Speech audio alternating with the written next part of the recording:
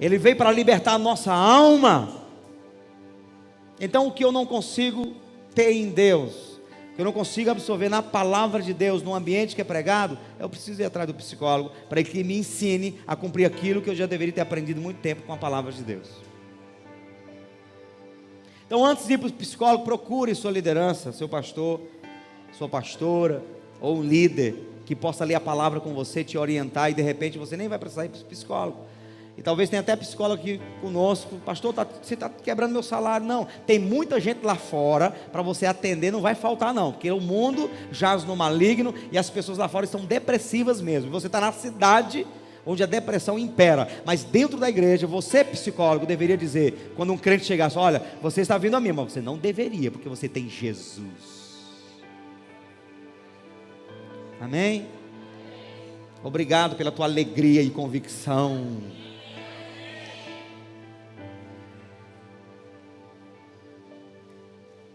Por que eu estou falando isso? Porque a palavra de hoje, ela fala de libertação. Diga libertação. Diga: eu sou livre. Serei livre. Então o João 8, versículo 32 em diante diz assim: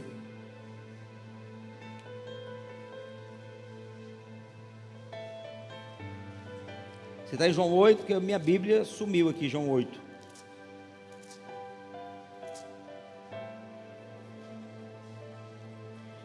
E conhecereis a verdade, e a verdade vos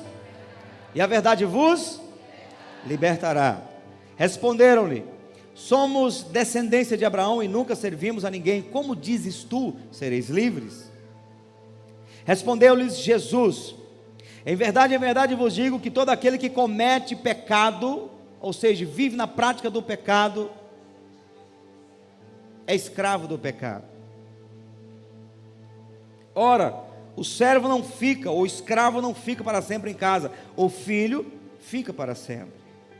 Se pois o filho vos libertar, verdadeiramente sereis livres. Verdadeiramente sereis livres. E conhecereis a verdade vos libertará. Antes de mais nada, eu quero te dizer que isso é real. O conhecimento da verdade liberta o ser humano. Há um ditado que diz que a mentira só tem força enquanto a verdade não chega. Então a mentira tem pernas o quê? Curtas. A verdade chegou, a mentira perde força. Da mesma maneira que a mentira perde forças quando a verdade chega, o pecado perde força quando você conhece a verdade de Jesus. Essa verdade, ela liberta você de qualquer prisão, qualquer escravidão, seja em que área for da sua vida. Eu encontrei essa verdade. Eu não conhecia a verdade. Então era um músico de banda que achava que o que eu estava fazendo, vivendo, estava tudo certo. Enquanto eu estava lá tocando, promovendo entretenimento para os homens traírem suas esposas, deixar as mulheres em casa, estarem lá com outras mulheres e vice-versa. Os homens beberem, farrearem, patrocinando a indústria da bebida, do sexo, da farra, da irresponsabilidade. Homens gastando o dinheiro que deveria investir na família, no entretenimento. E eu estava lá. Quantas vezes começavam briga, perdido uma vez lá em São Raimundo Nonato, São João do Piauí, começaram uma briga lá, veio um copo de cerveja, jogaram lá, bateu aqui, quase que pega minha esposa. E a gente começou a perceber que aquele mundo não era o mundo que Deus queria para nós. Numa cidade chamada Palmeiras, próximo a Cristino Castro, nós sentimos a presença do inferno entrando dentro da festa. Uma festa estava rolando lá, minha esposa e eu começamos a sentir cheiro de enxofre. Quem já viu na Bíblia que diz que o inferno tem enxofre? fogo e enxofre. E sentimos aquele cheiro. Perguntávamos se as pessoas estavam sentindo, ninguém estava, só nós dois. E a gente já estava lendo a Bíblia e conhecendo a verdade. Sabíamos que ali, aquele ambiente, ele teve contato com o mundo espiritual. Começamos a nos arrepiar. Os demônios estavam deitando e rolando naquele ambiente.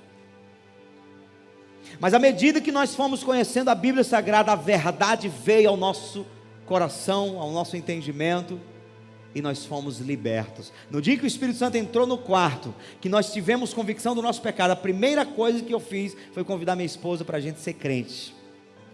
E tínhamos a noção, a consciência de que essa decisão implicava em sair daquele ambiente de banda. Na noite nós fomos tocar, e eu que tocava animando a galera, e minha esposa também, parecíamos que estávamos no velório. A gente não tinha ânimo, porque nós já tínhamos dentro de nós a consciência de que estávamos num ambiente que não agradava a Deus. Uma vez, lá no sul do estado do Piauí,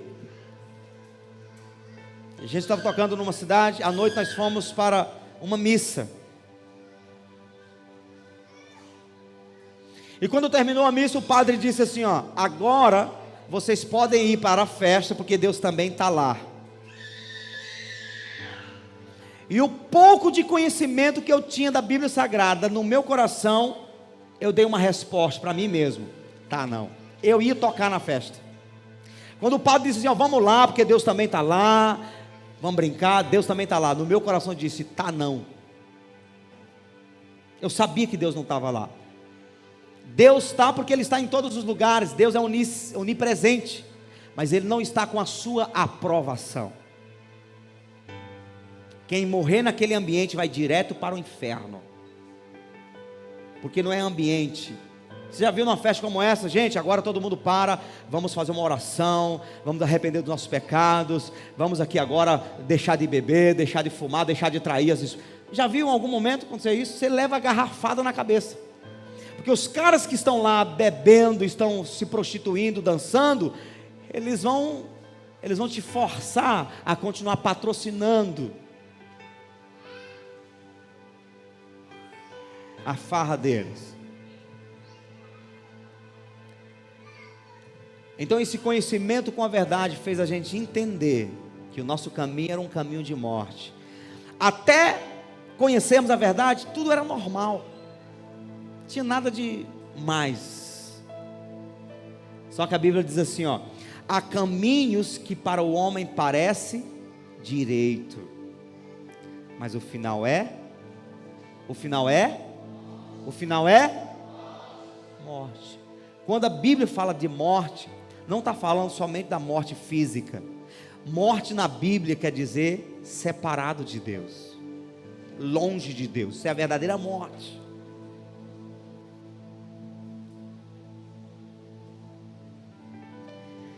O maior temor de um pastor que prega o evangelho, que tenta velar pelas ovelhas, é ele ter feito aquilo que Paulo falou assim, estou falando isso para vocês para não correr o risco do nosso trabalho ter sido em vão. O nosso maior desafio é conseguir no último dia apresentar aquelas ovelhas que Deus permitiu vir para o aprisco, para o nosso ambiente, e apresentar cada uma delas diante do Senhor, dizer, Senhor, com toda a dificuldade e luta, salvou, conseguiu escapar, conseguiu chegar, conseguiu ter a garantia do nome escrito no livro da vida. Para tanto, nós precisamos pregar a verdade, porque só a verdade pode nos libertar. Você corre o risco de passar 10, 20 anos na igreja, se a palavra não for pregada com clareza, você vai para o inferno achando que está indo para o céu. Não é uma oração que liberta uma pessoa, pode arrancar um demônio, mas se ela não tiver conhecimento da verdade, não for liberta dentro dela, ela continua presa. A maior prisão de uma pessoa está no entendimento, na sua ignorância espiritual. Há um ditado que diz que se o boi soubesse da força que ele tem, não deixaria que lhe colocassem cabresto. Eu já fui criança, eu já conduzi boi, já conduzi cavalo aqui, ó, uma criança. Eu era menor do que sou hoje. Parece difícil, mas era. E o cavalo, ele é tão ensinado que você pega ele, coloca a corda no chão, no pé de um poste, e o cavalo pensa que está amarrado. Passa o dia inteiro lá esperando você voltar. Ele não descobre que ele está solto. Ele não tem ideia. Existem muitos cristãos, seja evangélicos ou católicos, que pelo nível de ignorância espiritual, pode até estar numa posição de filho, mas vivendo como escravo.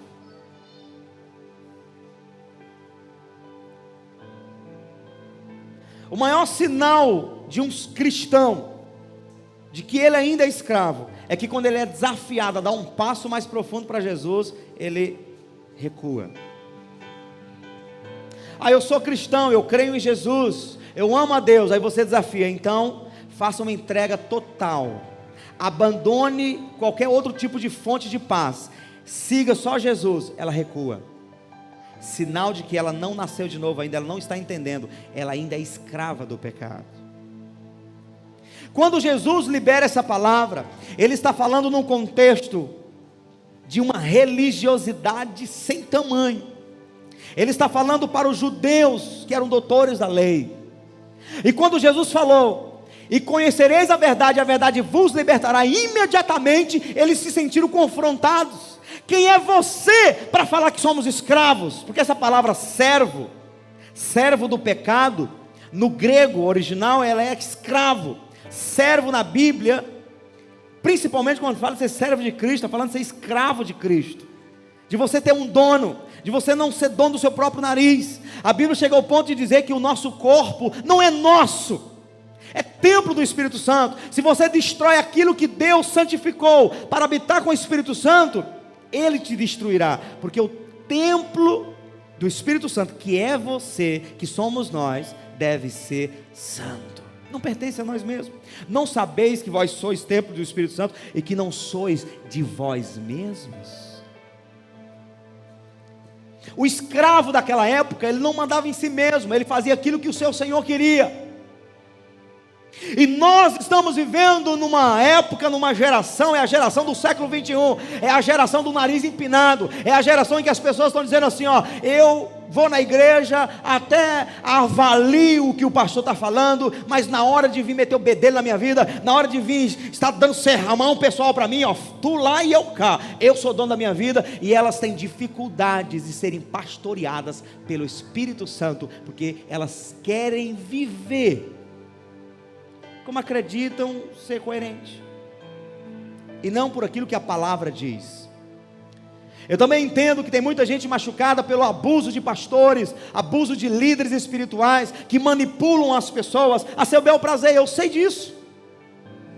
Mas a partir do momento que você usa isso como pretexto, e vai de encontro à própria palavra que é pregada, tem dificuldade de colocar a palavra em prática, obedecer aquilo que é direcionado na palavra, então, querido, Deus não vai considerar o seu argumento, a sua marca.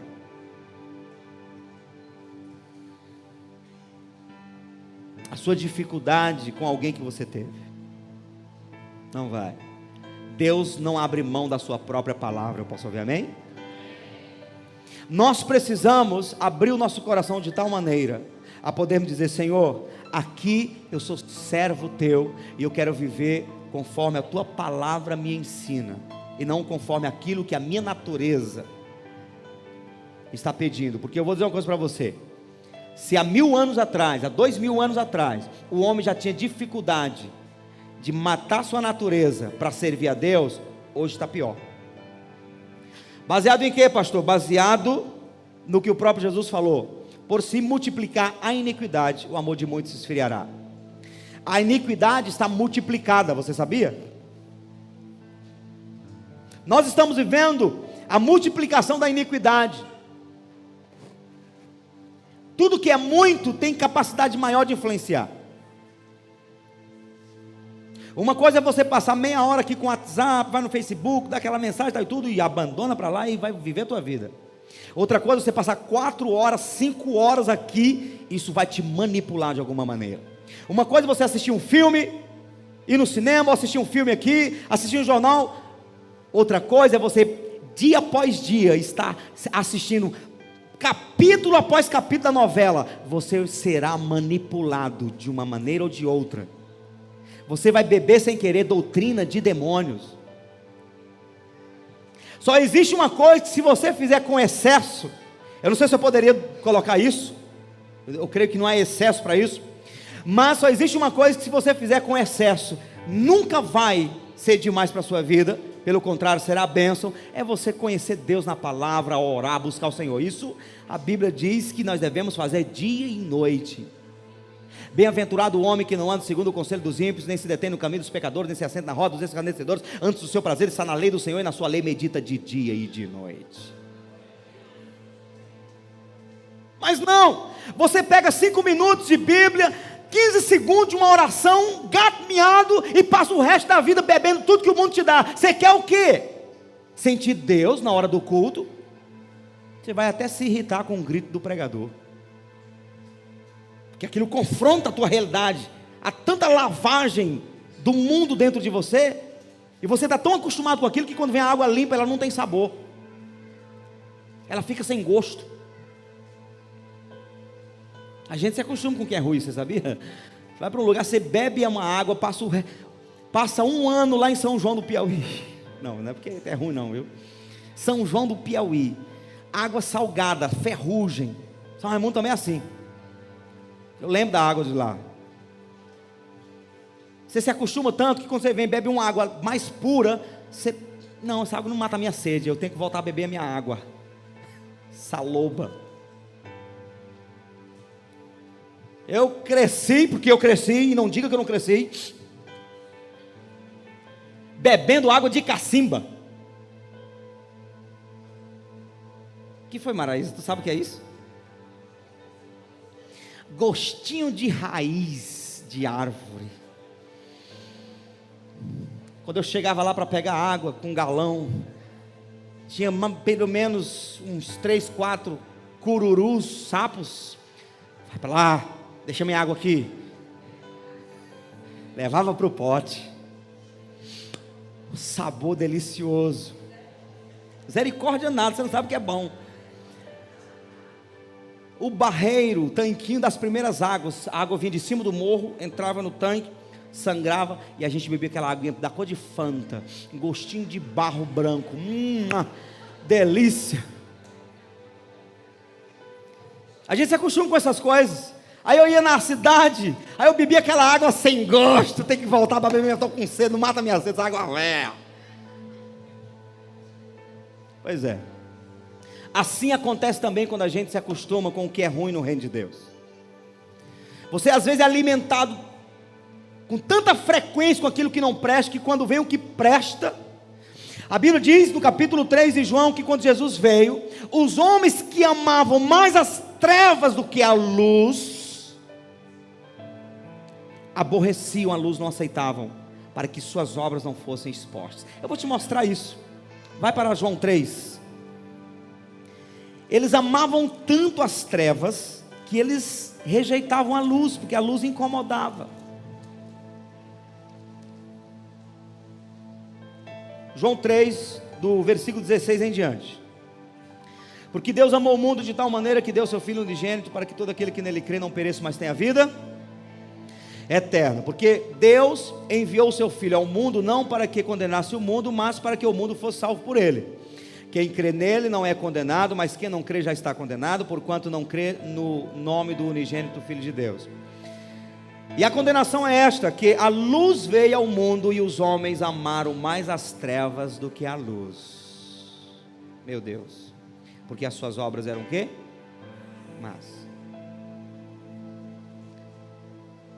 Não pode. Eu estou muito acostumado com essa conduta de vida.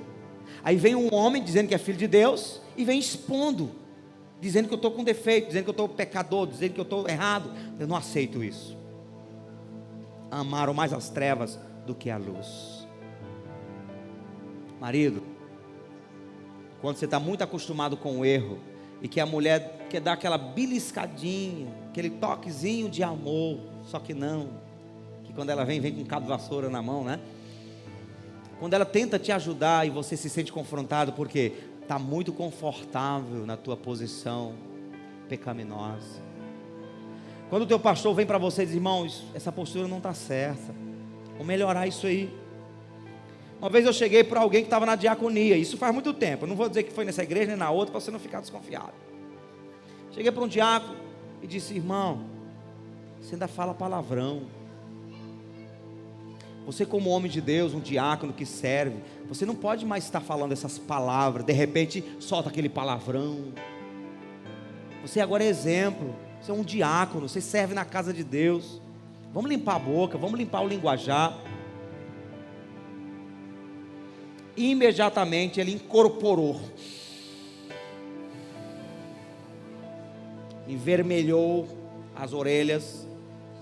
E detalhe, um homem já de mais de 50 anos. Assim, em menos de um minuto, ele encontrou uns 15 na igreja, defeituosos pela ponta do dedo. Fulano é assim, fulano é assado, fulano é assim, mas fulano é assado, fulano é assim. Irmão, eu estou falando é com você, deixa que vai chegar a hora de eu falar com eles, é você.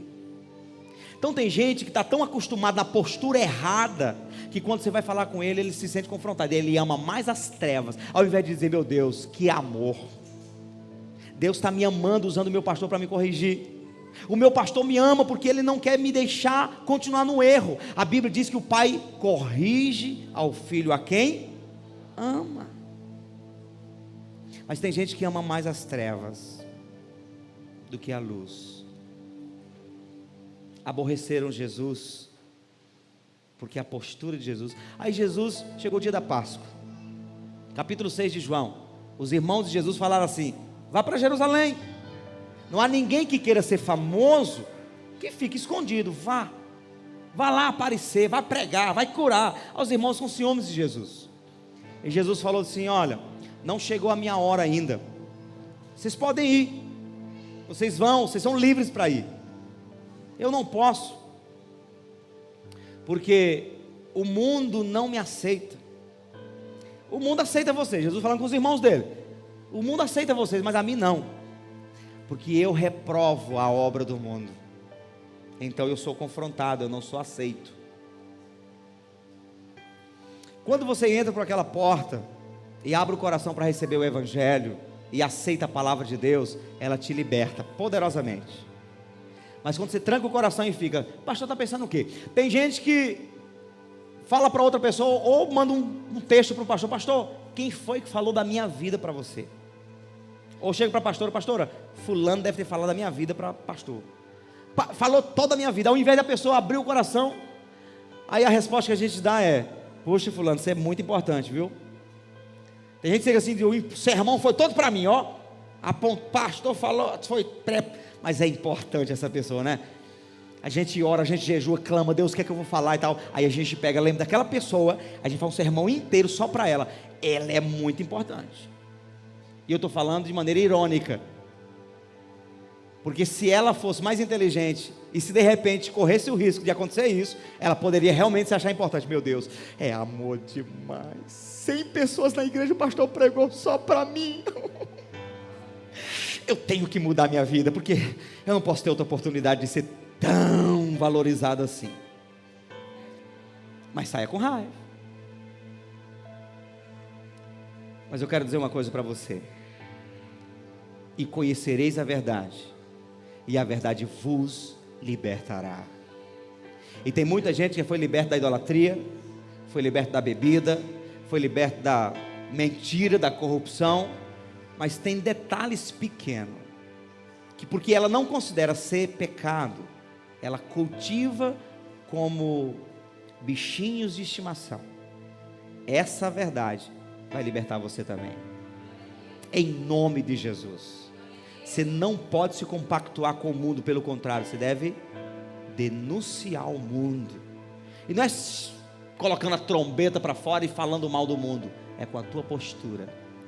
Alguém precisa olhar para você e dizer assim: eu não vou propor isso para essa pessoa, porque eu sei que ela jamais vai aceitar. Eita glória! Será que se eu propor isso para aquele crente ele vai aceitar? Aí alguém do lado diz: eu já vi ele fazer coisas piores. Pode ir, gosta. Aí você vai e o crente cai no laço. Está errado. Alguém tem que testemunhar fazendo apologia ao teu caráter. Quando alguém perguntar assim: rapaz, será que esse crente aceita isso? Diz, vai. Tu não viu faísca ainda? Tu não viu fogo? Vai. Propõe isso. É uma semana de sermão te explicando por que você não deve fazer isso. Aquele crente tem postura, é firme, não abre mão, não se vende. Por ele eu boto a mão no fogo. Porque o mundo é assim, irmão. Quando o mundo vê que você é uma Maria, vai com as outras. Desculpa as Marias que estão aqui. Quando o mundo vê que você é um Zé, vai com os outros, cai em cima, fala mal de você. Você é lá crente como esse, o inferno está cheio. Mas quando o povo do mundo percebe que você tem uma postura firme, o povo te defende. O povo, quando vê que você é de verdade, o povo te defende. E quando aqueles amigos que te criticavam tiverem sentindo vontade de servir a Deus, a primeira pessoa que eles vão procurar é aquele crente que tem postura, aquele crente de verdade. Então, diga para quem está do seu lado e diga: seja um crente de verdade. Que o mundo veja isso. Eu posso ouvir amém? Que o mundo perceba isso.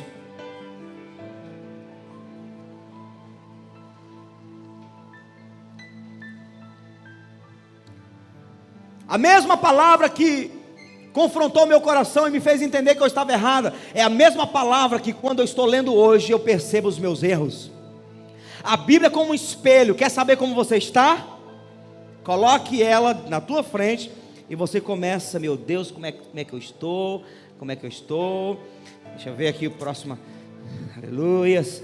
E você vai se limpando por meio da palavra. Todo mundo, quando vai, principalmente para a igreja, daquela, olha aí como é que o Vitor chegou, bonitinho, barbeado. O Jadiel hoje, meu Deus do céu, 5 anos mais novo, faz a barba, eles ficam bonitinhos, sabe? E a esposa, sabe, fica daquele jeito. Se o marido não olhar e não der aquela, elas não é possível. Meia hora tentando me produzir, o meu marido não me reconheceu, não olhou para mim. E o que a gente usa para ver se a gente está bem? O espelho. Amém? Espelho. A mesma Bíblia que há 20 anos atrás, quando eu li, ela me confrontou, e ela me disse que eu estava errado, e ela me mostrou o caminho, é a mesma que quando eu leio hoje, continua me transformando, irmão. Tem colher de chá não. Eu já vivi tantas coisas boas, já fiz tantas coisas para Deus. Então, Senhor, o que na Bíblia o Senhor vai relevar? O que na Bíblia o Senhor, se eu errar, se eu viver o contrário, o Senhor vai considerar as coisas boas que eu já fiz? Deus vai dizer: nenhuma. O termômetro de padrão de santidade, de moralidade, é o próprio Deus. Mateus 5:58. Eu falo quase todas as pregações, 1, 2, 3 e... aleluia, glória a Deus mesmo, glória a Deus. Sede vós, pois, perfeitos, como perfeito é vosso Pai que está nos céus. Jesus não mandou a gente olhar uns para os outros para medir nosso grau de perfeição. Ele mandou nós olhar para o próprio Deus. Olhe para Ele. Então, enquanto eu tiver Deus como meu referencial de perfeição, eu não vou acabar nunca de ter que me policiar, lapidar minha vida. Então, como é que eu conheço Deus? Como é que eu conheço os intentos de Deus? Como é que eu sei sobre os desejos de Deus? Sobre os planos de Deus? Sobre os propósitos de Deus? Diga palavra. Diga Bíblia Sagrada. Se você tem 1 ano de crente e ainda não leu a Bíblia toda, eu vou dizer que você está perdendo tempo. Você precisa conhecer a Bíblia, ler a palavra para saber o que Deus quer para a sua vida, o que Deus pensa de você, para que os ventos de doutrina não venham destruir sua fé. Olhe para a Bíblia. Tem gente que está 10 anos na igreja, e quando lê a palavra não sente mais o que sentia lá no início. Rapaz, quando eu li a Bíblia era tão forte, sabe, eu sentia vontade de me transformar, de obedecer. Agora eu leio, não sinto mais nada. Não pode. É a mesma palavra. Ela tanto é a mesma palavra, quanto você e eu continuamos sendo os mesmos pecadores, necessitados da palavra, amém? Não abandone a palavra, não abra mão da Bíblia. É ela que vai dizer como está o teu padrão de vida com Deus. Então, a pregação que você escuta no domingo, por mais bonita, por mais forte que seja, ela não é suficiente.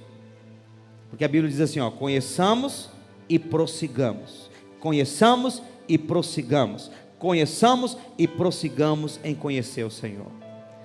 Então você conhece um pouco de Deus aqui na pregação, e você chega em casa, você vai continuar prosseguindo na busca pelo conhecimento. E quem mais conhece a palavra, mais vai ser liberto. E eu quero só desmistificar uma coisa aqui.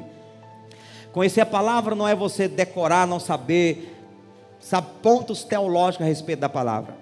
Eu conheço muita gente que é professor de teologia e ateu. Professor de teologia na universidade é ateu. Conhece Bíblia de Gênesis e Apocalipse, é ateu. Não é o nível de informações bíblicas que você vai ter que vai transformar você. O diabo sabe mais Bíblia que você e que eu. É a revelação que você recebe da palavra que te transforma. Amém? Jesus falou assim: Pai, vamos lá, Mateus 11. Olha só o que Jesus fala, Mateus 11.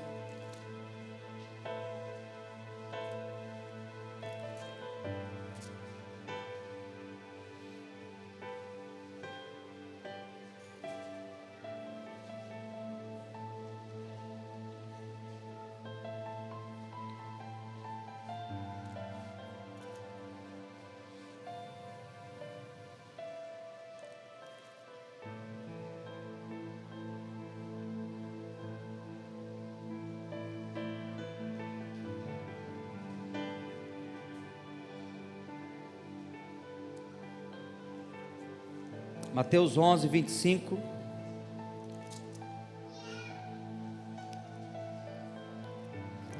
Diz assim: Pai, o próprio Jesus falando. Naquele tempo, respondendo, Jesus disse: graças te dou, ó Pai. É uma oração que ele faz. Senhor do céu e da terra, que ocultaste essas coisas aos sábios e entendidos e as revelaste aos pequeninos.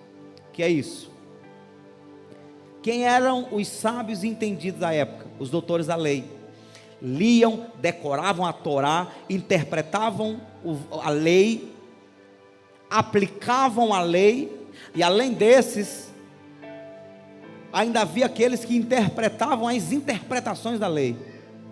E Jesus falou: Pai, obrigado porque o Senhor ocultou essas coisas a esses sábios e entendidos. O máximo que eles podem ter é a informação do que é literal na lei. Aí Jesus fala: mas as revelaste, aqui ó, e as revelastes aos pequeninos. Sim, ó Pai, porque assim te aprouve. Todas as coisas me foram entregues por meu Pai, e ninguém conhece o Filho senão o Pai, e ninguém conhece o Pai senão o Filho, e aquele a quem o Filho o quiser revelar. Presta atenção. Tem gente que lê a Bíblia de Gênesis e Apocalipse, não tem a revelação do Filho de Deus, que é Jesus. Um médico, eu estava evangelizando no hospital, e o médico, amigo, disse: como que você consegue entender tudo isso? Eu tenho uma irmã missionária que viaja o Brasil todo pregando o evangelho. Eu já li a Bíblia 5 vezes, de Gênesis e Apocalipse, e não consigo entender o que você está falando. Intelectuais que têm a informação das Escrituras, mas eles não têm a revelação. Por quê? Porque só um pode revelar, que é o Pai. Ninguém pode conhecer o Filho se o Pai não revelar, e ninguém pode se conhecer o Pai se o próprio Filho não revelar. Então, você precisa mergulhar nas Escrituras Sagradas, não para ter conhecimentos, para argumentar, mas para ser transformado. Você está lendo aqui, de repente a palavra entra no seu coração e você entende a intenção de Deus naquela palavra. Aí essa palavra te liberta. Sabe, você está lendo um texto, de repente você para num versículo, aquilo fica falando com você, e aquilo vai motivando você, vai te dando força para orar, vai te motivando a obedecer mais, vai gerando dentro de você um desejo de santificar mais. O que é isso? É o rema de Deus, é a revelação da palavra que está transformando a sua vida. E conhecereis a verdade vos libertará. Se você é alguém que lê muito a Bíblia e continua aprisionado em áreas da sua vida, você não conhece a verdade, você conhece a letra. Jesus falou que a letra mata, mas o Espírito vivifica. E Jesus falou, as palavras que vos digo são Espírito e vida. Se eu estou lendo a palavra e não sinto o Espírito da palavra transformando a minha vida, algo está errado. Ore, peça a Deus, eu quero o Espírito da palavra dentro de mim me transformando. Senão, meu irmão, vou dizer uma coisa para você, tem muita gente na igreja que até decora os versículos que são falados, mas não são libertas. Se não é liberto, se você tem alguma área da sua vida que você está preso, você não consegue abrir mão, é porque você não é liberto ainda. E significa que você não conhece a verdade. Se conhece, conhece em parte, não conhece a totalidade da verdade. Porque quando a verdade é revelada, ela nos liberta. Então, existem 4 verdades que eu gostaria de falar aqui, que é importante que você escute sobre isso, para ter consciência do quanto necessita ser liberto. Primeira verdade que Jesus tem a intenção de falar nesse texto, quando ele diz, conhecereis a verdade, e a verdade vos libertará, ele aponta diretamente para o coração dos judeus. Eles entendem isso e dizem, nós não somos escravos de ninguém. E a resposta de Jesus é, aquele que pratica pecado, comete pecado, é escravo do pecado. E só existe um que pode libertar você dessa escravidão. Se o Filho vos libertar, verdadeiramente sereis livres. Então Jesus, ele deixa os judeus numa situação sem opção. Vocês são escravos, vocês são pecadores, só existe uma maneira de vocês serem livres, é por meio da verdade. A verdade é quem? João 14,6, o próprio Jesus fala, eu sou o caminho, eu sou a verdade, e eu sou a vida, e ninguém vem ao Pai a não ser por mim. Só existe um que pode libertar o homem da escravidão do pecado, o nome dele é Jesus. Sinto em dizer, alguém que de repente não entendeu isso ainda, com todo carinho, não saia aqui triste com o pastor, mas sinto em dizer que Allan Kardec não pode te levar a uma libertação, Buda não pode te libertar, Paulo, Pedro, João são homens que precisaram da libertação, eles não podem libertar ninguém. Maria precisou da libertação, ela não pode libertar ninguém. Pastor não pode te libertar, bispo, padre, papa, ninguém pode te libertar. Só existe um nome, Atos 4:12, porque não há outro nome no qual importa que sejamos salvos, somente o nome de Jesus. Só Jesus pode nos salvar do pecado, só Ele tem que ser o centro da sua vida. Você precisa olhar para Jesus como o único e suficiente Salvador, só Ele pode te libertar do pecado. Então a primeira verdade que eu quero falar é que o homem é pecador. Não existe esse que tenha nascido de mulher que não seja pecador. Só existe um homem que pisou os pés nessa terra sem pecado, o nome dele é Jesus, porque ele não foi gerado pela relação sexual de José com Maria, ele foi gerado pelo Espírito Santo no ventre de Maria, ele não recebeu a semente de Adão, ele recebeu a semente de Deus. Embora usa a humanidade de Maria, ele não tinha o sangue de José, não tinha o sangue de Adão. Então ele era santo. Foi o único sangue que foi derramado, santo, a ponto de poder tocar a humanidade e redimir a humanidade, foi o sangue de Jesus.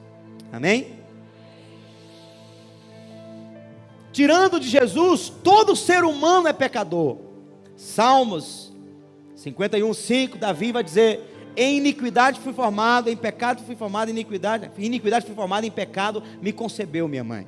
Davi tinha consciência que no ventre da mãe ele já era pecador. Por quê? Porque o homem pecou no jardim do Éden, Adão pecou, Eva pecou, os dois pecaram. E essa semente do pecado se estendeu a toda a humanidade. Não há ninguém que nasça sem pecado. Romanos 3:23. Porque todos pecaram e separados, destituídos estão da glória de Deus. Estão mortos, estão separados, estão distantes de Deus. Aí você vê uma pessoa bonitinha, né? Os olhinhos verdes, como a filha da Elza. Lindinha menina, a gente apresentou ela aqui, é um anjo em pessoa. A gente diz, meu Deus, tem pecado uma criatura dessa? A gente pensa que não, mas tem. Ela não peca por intenção, peca por essência. Deixa a Elza uma hora dessa aí, deixa ela 3 horas sem dar de mamar. Ela vai zangar, ela vai esboçar uma raiva por causa da fome. Essa raiva, o ser humano não tinha. Essa raiva se apresentou dentro do homem por causa do pecado. Uma criança, por exemplo, você nunca ensinou nada disso para ela, mas você dá o primeiro brinquedinho para ela, e ela sai, tem o meu brinquedinho. Aí encontra o outro menininho, me dá, ela, não, é meu. Ah, meu, não dou. Ah, está querendo tomar meu brinquedo. Por quê? Por que esse egoísmo, essa coisa de é meu, eu não compartilho, está no coração dela? Quem ensinou os pais? Não. Está na essência, nasceu com isso. Todo ser humano é pecador. Não importa se você de repente é melhorzinho que outros. Quando você olha para Bin Laden, Saddam Hussein, quando você olha para esses que estão na mídia, que violentam os próprios filhos, joga dos prédios, aí você se acha um santo. Meu Deus, eu sou muito bom. Olhando para essa pessoa, me comparando com ela. Só que eu costumo dizer que o homem não é pecador por praticar pecado. Não são os números de pecado que você comete que te faz um pecador. Não, pelo contrário. Você pratica pecado por já ser pecador. É questão de essência, é um vírus que tem dentro de você e que desenvolve de alguma maneira. O ato só anuncia, só sinaliza o que você é na essência. Então todo ser humano nasce com esse vírus do pecado. Aí um desenvolve para o roubo, o outro desenvolve esse vírus para mentira, o outro desenvolve para violência, o outro desenvolve para prostituição, o outro para a homossexualidade, o outro para a idolatria. Dependendo da natureza de cada um, o pecado vai tendenciando para áreas específicas. Mas isso significa que todo ser humano tem dentro de si a natureza pecaminosa. Então quando Jesus está falando, conhecereis a verdade e ela vos libertará, Ele está deixando claro, todos precisam dessa libertação, porque todos são pecadores. Não há ninguém que não seja pecador. Mas a segunda verdade que eu quero falar aqui, é que a morte de Jesus na cruz, não foi para que Ele entrasse na história, não foi para Ele mudar o calendário romano, não foi para Mel Gibson fazer aquele filme tão emocionante, tão chocante. A morte de Jesus na cruz foi para mudar a natureza do homem, tirar ele da condição de natureza adâmica para a condição de natureza cristã. Em João 1:11 diz que Jesus veio para o que era seu e os seus não receberam, mas a todos quantos receberam, deu-lhes o poder de serem feitos filhos de Deus. Você não saiu do espiritismo, você não saiu da Seixonoye, lá da messiânica, do catolicismo, para ser evangélico. Não. Você não saiu de uma religião para outra religião. Seja lá de onde você tenha vindo, o que aconteceu de verdade com você é que você deixou de ser natureza adâmica e passou a ser uma natureza cristã.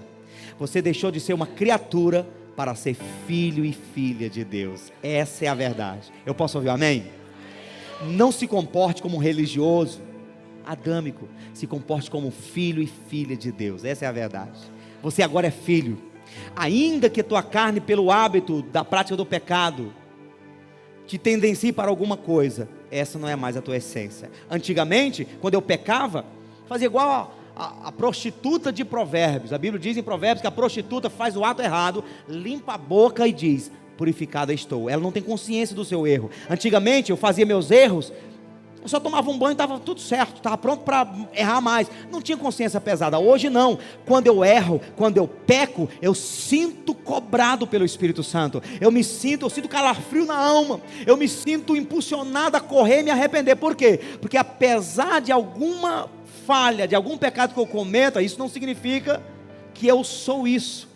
Eu caí em pecado, mas a minha essência é outra. É tanto que eu quero voltar para a santidade. Todo crente nascido de novo, um dos sinais é que quando você peca, você quer se limpar. Meu Deus, me perdoa. Enquanto você não sente o perdão de Deus, você não sente paz na vida. Significa que você agora tem a essência cristã. Você é cristão, é filho de Deus. E quando se suja um pouquinho, você quer se lavar.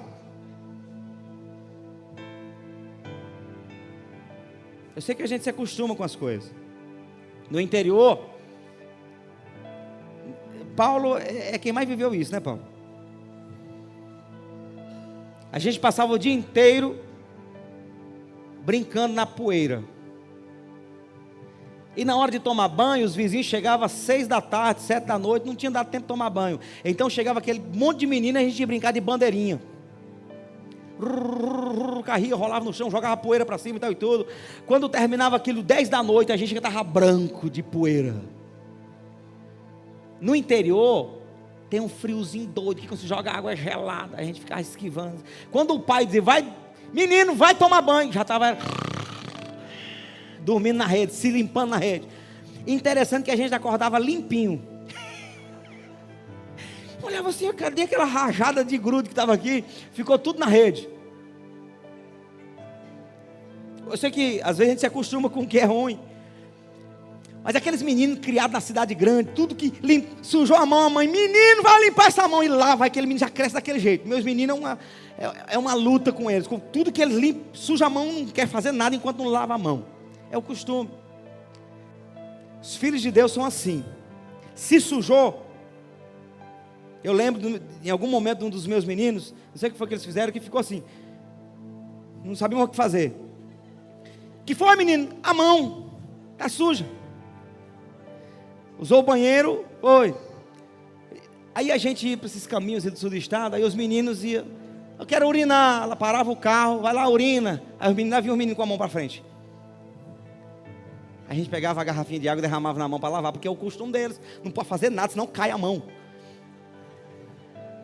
Pegou lá, não pode não, lava.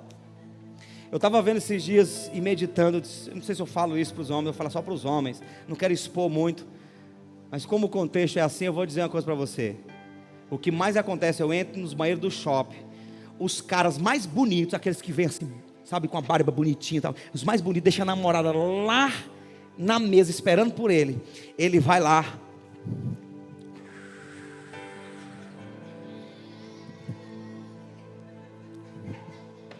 volta direto para a mesa. Eu disse, meu Deus, como é que pode? Eu tenho que avisar para aquela mulher que ele está com a mão suja. Irmãos, 90% eu fico observando. Se meus filhos não podem ser assim, eu tenho que ensinar para os jovens da igreja que eles jamais podem ser assim. Aí depois a mulher, a namorada vai lá, mas beija a mão do indivíduo, não sabe as bactérias. É porque não foi ensinado? Não, a educação de Teresina está em alta. Não é possível que não ensinaram isso. É porque o bicho acostuma com o que é ruim mesmo, é a natureza. Os filhos de Deus, voltando aqui para o contexto espiritual, quando você peca, quando você se sente que seu corpo está sujo, você rapidamente corre para o arrependimento, para se limpar. Ei, vou dizer uma coisa para você, todo dia passa o sangue de Jesus na sua vida. Senhor, me lava da planta dos pés ao alto da cabeça, me perdoe pelo pecado que eu cometi assim, assado, me perdoe por isso, por aquilo. Senhor, e se em algum momento eu pequei e ainda não estou consciente, me lava também com o sangue de Jesus. A gente precisa manter santo, para se acostumar com a santidade, para que quando o pecado chegar, a gente não ache normal. Jeremias dizia assim, ai daquele que diz, há paz onde não há paz. O povo se acostumava tanto com a ruína, com a violência, que dizia assim, não, está tudo tranquilo, está tudo em paz. Quando a violência estava quebrando todo mundo. Não se acostume com o que é errado. Há um vírus dentro de você. que está no teu corpo, está nos sentidos da tua vida. Nós nascemos de novo, somos filhos de Deus, amém? Isso nos impulsiona a buscar o caráter de Cristo. A alma está se adequando a essa realidade de santidade, mas o teu corpo é pecaminoso. O teu corpo não se converte nunca, ele tem que ser mortificado. Por isso que o jejum deve ser uma prática semanal de todo cristão, para mortificar a tua natureza, para que a carne não se levante e você continue com ela no lugar dela, e teu espírito reine no teu coração.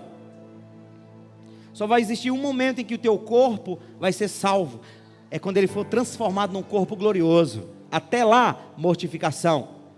Até lá, lute contra o pecado. Você tem 50 anos, tem 60 anos, já começou a perder as forças da tentação na área sexual? Se preocupa não, o diabo vai tentar atacar em outra área, no orgulho, na soberba, no ódio.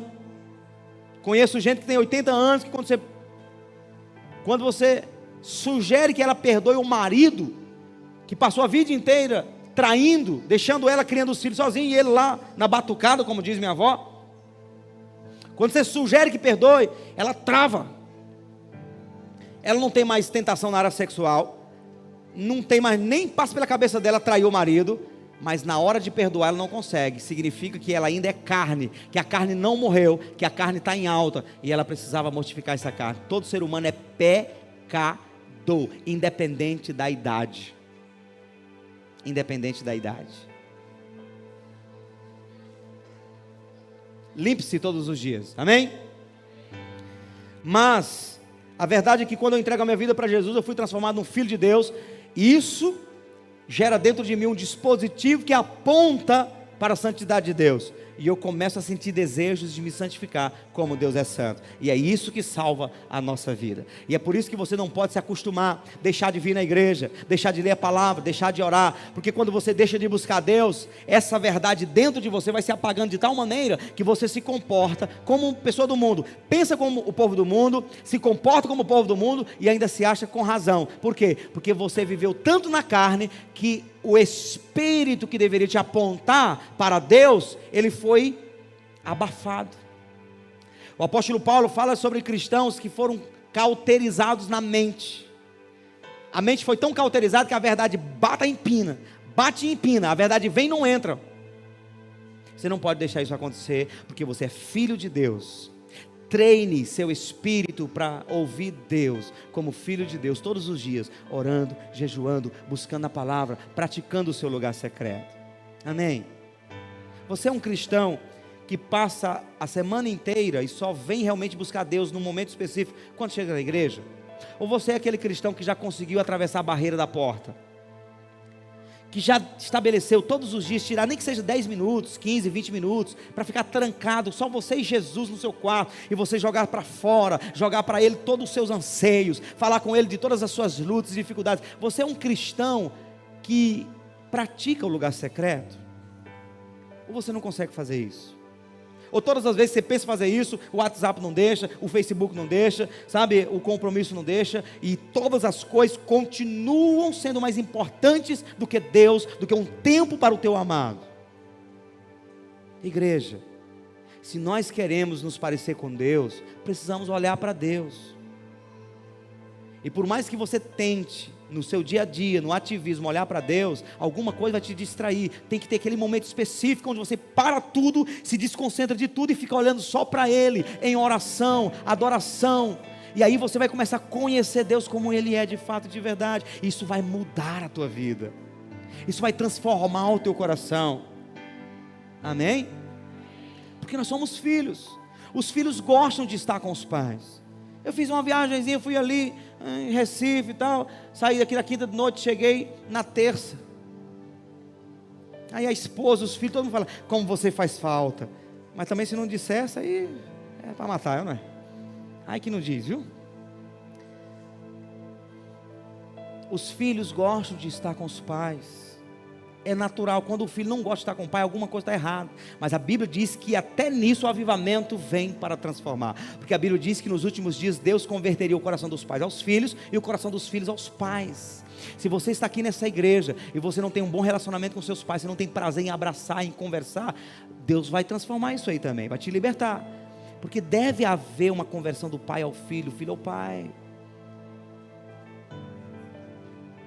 Não deve haver barreira, medos. Deve haver relacionamento de amizade. Amém? Se você é filho de Deus, prove para você mesmo que você ama seu pai chamado Deus, todos os dias tirando um momento no lugar secreto com Ele. Isso aqui, Senhor, é para deixar claro que eu não posso viver sem Ti. Estou sempre contigo, mas eu quero ter aquele momento só eu e o Senhor. É igual um casamento, irmãos. O marido está com a mulher o tempo todo, vai e volta ali o tempo todo, mas tem um momento de namorar, tem um momento de sair no shopping, tem um momento de estar falando um com o outro, tem um momento de dormir juntos, tem um momento mais próximo. Então Deus está conosco, Ele vai conosco para o trabalho, Ele volta dentro de casa, mas tem que ter aquele momento onde é só você e Ele, ninguém entra, amém? O homem está lá com a mulher na intimidade, o filho vai e bate na porta, sai menino, agora é a nossa hora. Ninguém pode atrapalhar, é um momento de intimidade, quando você está com Deus. Quando a minha esposa chega lá no quarto, que ela percebe que eu estou orando, tem mulher que vai bater no quarto, descobrir que o marido está de joelho orando, meu Deus, o que é isso? Tu está bem homem, para com isso.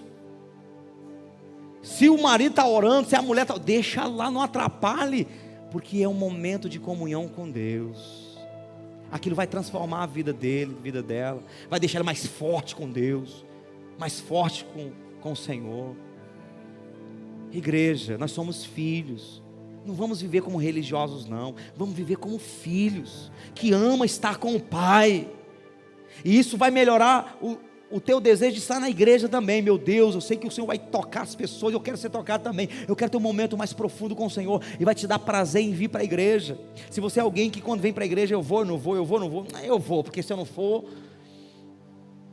aí que o pastor manda lá um recado indireto lá, não, venha com prazer. Agora esse prazer, ele é gerado na intimidade, do tanto que você ama a Deus.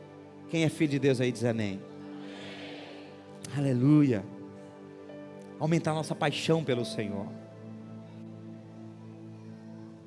E a terceira verdade é que quando Jesus ele morre na cruz do Calvário para nos transformar em filhos, o propósito é justamente isso que eu acabei de falar. O propósito é a comunhão com Deus. E a comunhão com Deus é a comunhão com o Espírito Santo. 2 Coríntios 13:14, na tradução corrigida, na tradução atualizada acho que é 13:13. Lá diz que o amor de Deus e a graça do Senhor Jesus e a comunhão do Espírito Santo seja com todos vós. A comunhão do Espírito Santo. Quando a Bíblia fala do amor de Deus, é algo que já foi estabelecido. Quem tem certeza do amor de Deus diz amém. Quando a Bíblia fala da graça de Jesus, é algo que já foi provado na cruz. Quem tem convicção da graça de Jesus diz amém. Mas quando a Bíblia fala da comunhão com o Espírito Santo, não está falando de algo que foi estabelecido, está falando de algo que tem que ser estabelecido diariamente. Comunhão não é algo que você teve, comunhão é algo que você deve ter o tempo todo. Não vale essa história, um dia eu fui amigo de fulano e tal, como é que está hoje? Hoje nós estamos brigados, então não está adiantando nada. Um dia eu tive comunhão com o Espírito Santo, como é que está hoje? Hoje eu vivo só da história, então você está perdido. A comunhão do Espírito Santo é algo que tem que acontecer diariamente. E Jesus morreu na cruz para nos transformar em filhos e nos levar para a mesma comunhão que Adão tinha com o Espírito Santo no Éden. Com quem era que Adão andava no Éden? Espírito Santo. Quando a Bíblia diz que Adão andava com Deus, que Deus vinha ao cair da tarde e andava com Adão, quem era aquele Deus? Espírito Santo.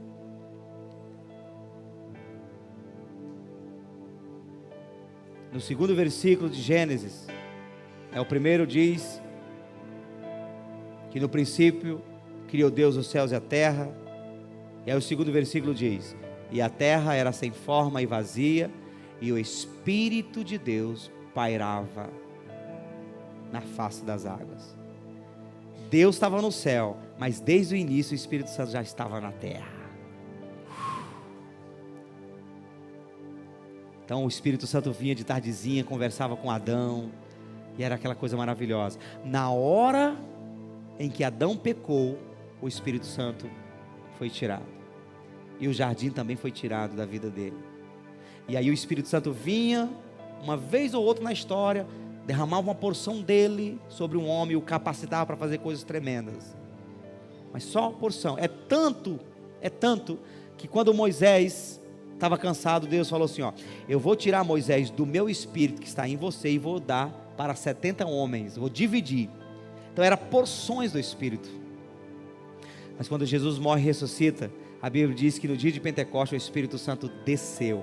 Não foi porção do Espírito Santo. Jesus não falou assim: ó, eu vou enviar o fogo do Espírito, eu vou enviar uma porção do Espírito. Ele diz assim: ó, eu vou enviar o Consolador, ele todo virá. Aquele que estava no jardim subiu porque o homem pecou, agora ele virá e vos ensinará toda a verdade, vos guiará toda a verdade. Então o Espírito Santo é o próprio Deus na terra. É muito forte, irmão. É forte demais. Porque você não está sentindo um pouquinho de Deus, você está sentindo Deus todinho em você, dentro de você, sobre você, e você pode senti-lo. Às vezes eu estou orando aqui, eu estou quietinho, aí quando começa a vir mais forte, irmão, só para testificar, eu faço assim, ó, eu me arrepio todinho, parece que eu estou pegando nele, é a presença dele assim. É bom demais, meu pai do céu, você está perdendo tempo na cachaça. Você está perdendo tempo, meu irmão, cultivando prazeres em coisas erradas. O prazer verdadeiro está em Deus, no Espírito Santo. Quem não consegue viver isso, sentir isso, é de que mesmo que o pastor está falando? Isso é uma ilusão. Não, isso é mais real do que o ar que você respira. Você pode respirar Deus dentro de você. Chega ao ponto de você não mais ter necessidade de tentar subir tua mente e elevar aos mais altos montes, chegar no trono de Deus. Chega ao ponto de, em momentos tão fortes de intimidade, que quando você quer olhar para Ele, você olha para dentro de você, porque você está sentindo que Ele está dentro de você. Precisamos crescer em comunhão com o Espírito Santo. E em quarto e último lugar, em quarta e última verdade que eu quero falar, é que essa comunhão com o Espírito Santo, ela tem um propósito, e o propósito é nos preparar para o dia do arrebatamento. Efésios capítulo 5, capítulo 4, versículo 30, é o último versículo para a gente orar. Efésios 4, 30.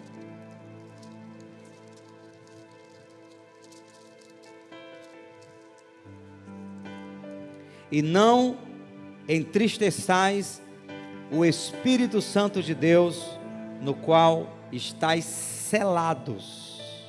Para quê? Para o dia da redenção.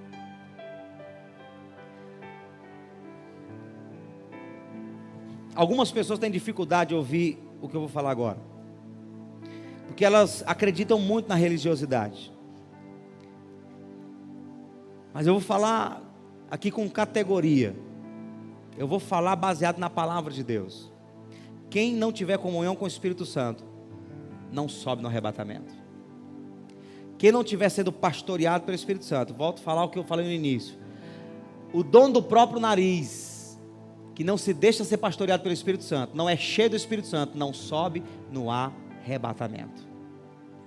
E eu não estou falando de trimelique, não estou falando de você sentir cair, não. Isso pode fazer parte. Eu estou falando de você ser cheio do Espírito Santo, de você sentir que Ele está guiando você, de você testificar o rio de água viva fluir no seu interior. Eu estou falando disso. Eu estou falando de você sentir que a essência de Deus está dentro de você. Porque tem gente que, apesar de estar vindo para a igreja, apesar de ser crente, é cheio de ódio, é cheio de coisas carnais. Não está sendo guiado pelo Espírito Santo. Quem é guiado pelo Espírito Santo não faz mais o que quer. Pode ter um vacilo aqui ou outro, mas imediatamente ela volta, porque ela não vive mais como quer, porque ela tem um prumo na sua vida.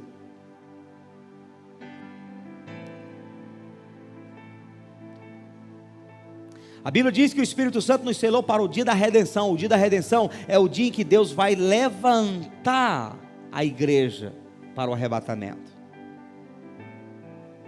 É o momento da primeira ressurreição. E a Bíblia diz que bem-aventurado quem faz parte da primeira ressurreição, porque esses não serão mais julgados, reinarão com Cristo durante 1000 anos. E a Bíblia diz que para subirmos no arrebatamento, temos que estar cheios do Espírito Santo. E não foi Paulo, não foi Pedro. Se de repente você tem dificuldade de acreditar, eu creio em toda a Bíblia. Não importa se foi Pedro que falou, não importa se foi Paulo, não importa. É a palavra de Deus, eu creio.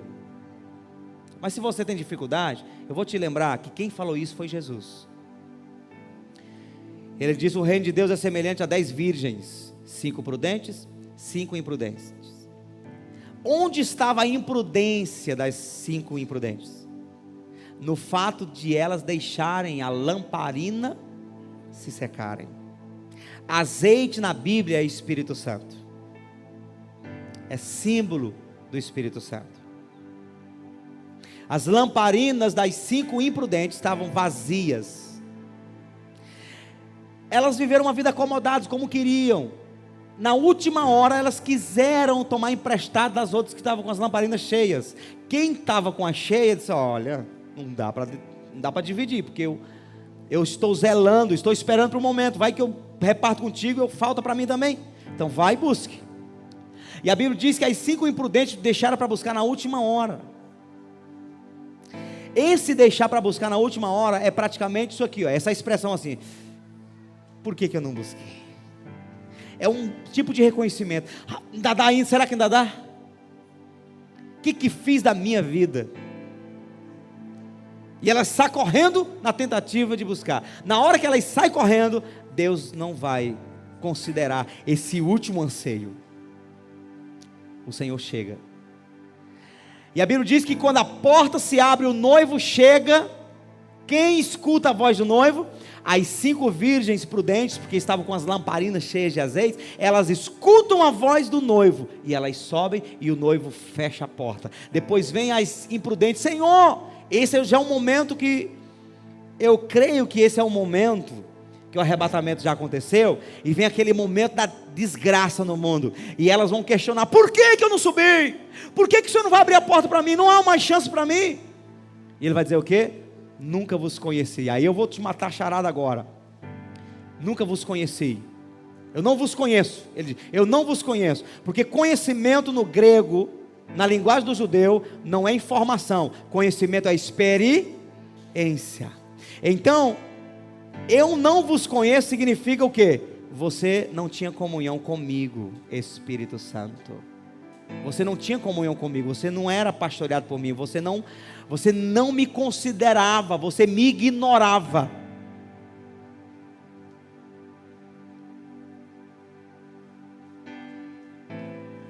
Alguém te trata mal, alguém te ignora a vida inteira.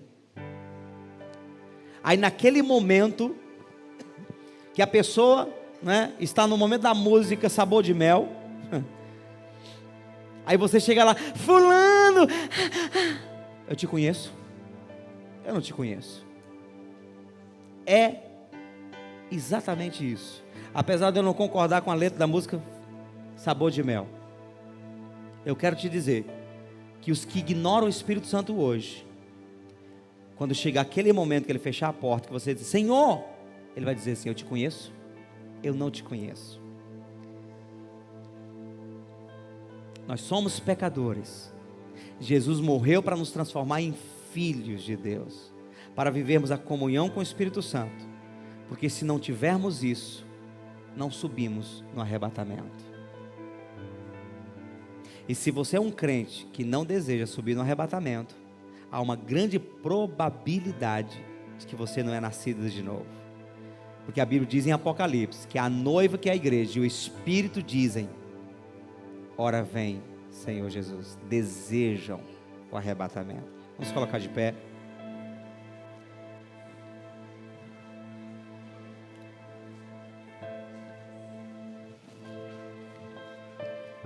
Tudo que eu falei, tudo que eu ministrei,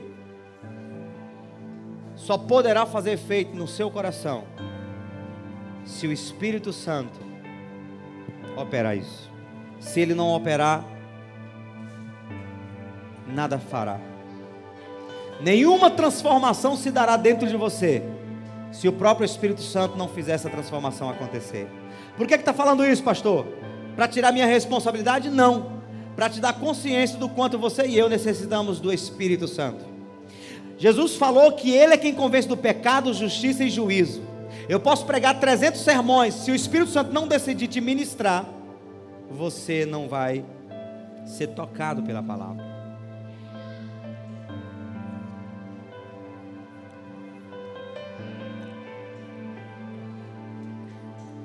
O maior desejo do Espírito Santo é que uma pessoa conheça Jesus e assuma Jesus Cristo como seu único e suficiente Salvador. Então, o maior desejo do Espírito Santo é que todo ser humano conheça Jesus. O maior desejo do Espírito Santo é que todo ser humano... O maior desejo do Espírito Santo é que todo ser humano conheça Jesus como o único Salvador.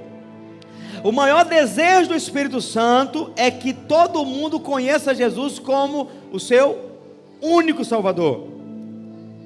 O desejo do Espírito Santo é que todo ser humano conheça quem? Conheça quem? Está com dificuldade, irmão?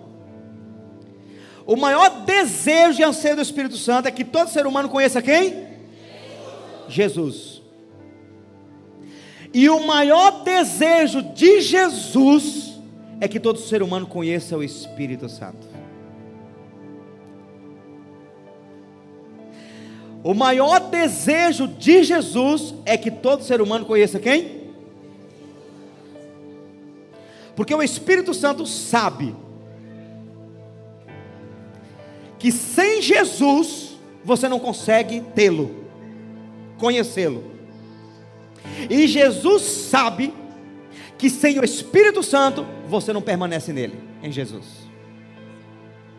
Então Jesus falou assim, ó: não fiquem à toa, esperem, porque saber que eu ressuscitei não é suficiente, vocês precisam do Espírito.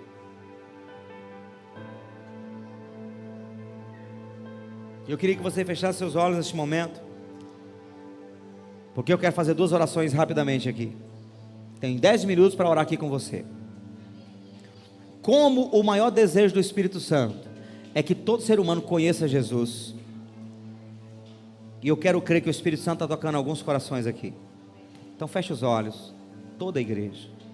Se tem alguém aqui nessa noite que sente pelo Espírito Santo o desejo de entregar a vida para Jesus, de se converter, eu quero orar por você. Pastor, eu não sou crente ainda, eu nunca fiz minha decisão, mas eu quero fazer hoje, eu estou sentindo que é hoje. Então, se você deseja fazê-lo, é o Espírito Santo que está tocando o seu coração. Então, se isso é uma verdade dentro de você, levante a sua mão direita bem alta, eu quero orar por você. Você que quer entregar pela primeira vez a vida para Jesus, ou se reconciliar, você que um dia esteve na igreja e saiu e quer se reconciliar hoje. Se você está sentindo no seu coração um desejo, ou pelo menos está consciente de que precisa, e quer agora entregar a tua vida para Jesus, levante a mão direita bem alta, eu quero orar por você. A igreja está orando, com os olhos fechados, eu quero só identificar você para a gente orar por você, e você entregando a sua vida para Jesus. Quem é a primeira pessoa que vai entregar a sua vida para Jesus aqui hoje? Que vai conhecer Jesus, que vai abraçar Jesus, que vai realmente assumi-lo como Senhor e Salvador da sua vida? Quem é a primeira pessoa? Levante a mão direita bem alto, quero orar por você. Você que quer entregar a vida para Jesus. Você que está decidido se converter hoje, você que está decidido mudar a tua vida hoje, sair da natureza adâmica para agora a natureza de filho de Deus. Então, se tem alguém aqui desejando, decidido entregar sua vida para Jesus, levante a sua mão direita bem alto, e eu quero orar por você. É uma chance que o Senhor está te dando. Não é o pastor que está dando para você essa chance. Se você morrer hoje e chegar no julgamento de Deus, o próprio Deus vai dizer: não foi o pastor que te deu a oportunidade, fui eu é quem estava te chamando, eu que estava dando a oportunidade para você, eu é quem de fato estava chamando e planejando tua salvação. Então, se tem alguém desejando e decidido entregar a vida para Jesus, levante a mão direita bem alto, e eu vou orar por você. A Bíblia diz: não deixe para fazer amanhã o que você pode fazer hoje. Se tem alguém com esse desejo, esse é o teu momento. Jesus está te chamando, o Espírito Santo está te convencendo, o Espírito Santo está ministrando você, te deixando claro o que você precisa. Se tem alguém, levante a mão. Se tem alguém com esse desejo, se manifeste. Se não tem, eu quero crer que se o Espírito Santo estivesse te convencendo, você já teria feito. Mas se de repente há algum constrangimento, você está com vergonha de fazê-lo, mas está sentindo no seu coração, no final aqui do culto, você pode me procurar, eu vou orar por você, e você vai voltar para a sua casa convertido, abençoado. Agora eu quero orar pela igreja. Eu quero orar pela igreja. Eu quero orar por você que já é filho, já se arrependeu dos seus pecados, já sabe que é filho de Deus, que sabe que precisa praticar comunhão com o Espírito Santo e não está conseguindo. E eu te digo que se isso continuar dessa maneira, quando o arrebatamento acontecer, poderá pegar você vivendo como incrédulo, vivendo sem fé, vivendo sem comunhão, e isso pode impedir você de subir no arrebatamento. Então feche seus olhos, eu quero ministrar a igreja agora. Sei que tem ciúmes de mim, sei que clamas por mim, esperando estou por teu agir. Vento de Deus sopra em mim.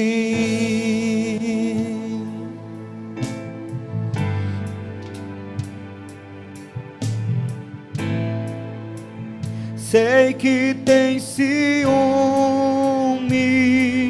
de mim, sei que clamas por mim, esperando estou por teu agir.